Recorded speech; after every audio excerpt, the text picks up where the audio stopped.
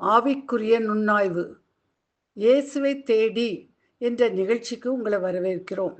Science and டெக்னாலஜியில் வளர்ந்திருக்கிற இந்நாட்களில் நாம் வருடத்திற்கு ஒரு முறை நம் உடலை பரிசோதிக்க திட்டமிட்டு செயல்படுத்துகிறோம். நான்சி டிமாஸ் அவர்கள் கூறுவது என்னவென்றால், நான் வருடத்தில் இந்த நாட்களில் என் உடலை பரிசோதிக்க திட்டமிடுகிறேன் என்பதாகும். நமது உடல்நிலை பற்றி ஆய்வு செய்வது முக்கியமானது என்பது அனைவரும் அறிந்ததே.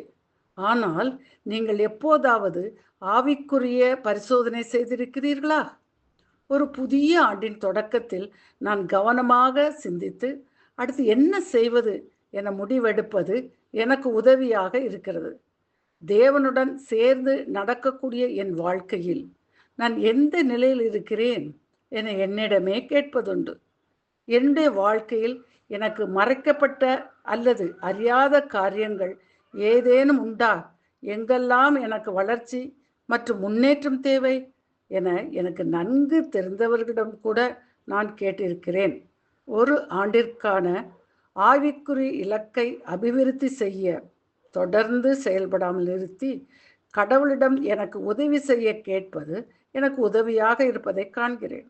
தேவனே, அடுத்த வருடம் முழுவதும் என் வாழ்க்கையில் நான் என்ன செய்ய விரும்புகிறேன்? தேவனுடைய வார்த்தைகளை நம்புகிறேன். வரவிருக்கும் ஆண்டில் எனது முன்னுரிமைகளை அவர் வழிநடத்தட்டும். அவருடைய வார்த்தையின் வெளிச்சம் என்னுடைய இருதயத்தில் பிரகாசித்து, இங்கு நீ எப்படி இருக்கிறாய் என கூறும்படி விரும்புகிறேன்.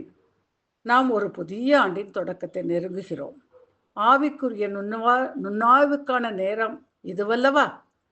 ஜெபம் செய்வோம். அன்பின் பரமதகப்பனே, நாங்கள் எங்கள் நலனுக்காக எவ்வளவோ நேரம் எடுத்து பராமரிக்கிறோம். இன்றைய நாளிலும் ஆவிக்குரிய பரிசோதனை செய்ய எங்களை ஒப்பு கொடுக்கிறோம். உமக்கு பிரியமில்லாத காரியங்களில் எங்களிடம் காணப்பட்டால் இயேசுவே, உமது கல்வாரி இரத்தத்தால் கழுவி சுத்திகரியுங்கப்பா. விட வேண்டிய காரியங்களை விட்டுவிட்டு உம்முடைய சாயலில் நாங்களும் விளங்க விரும்புகிறோம் அப்பா. உதவி செய்யுங்க. மீட்பர் இயேசுவின் மூலம் ஜெபிக்கிறோம் நல்ல பிதாவே, ஆமேன். நான்சி டிமாஸ் உஜ்முத் அவர்கள் 27 டிசம்பர் 2023 அன்று இயேசுவை தேடி என்ற நிகழ்ச்சியில் அருளிய அருளுரையின் தமிழாக்கமாகும்.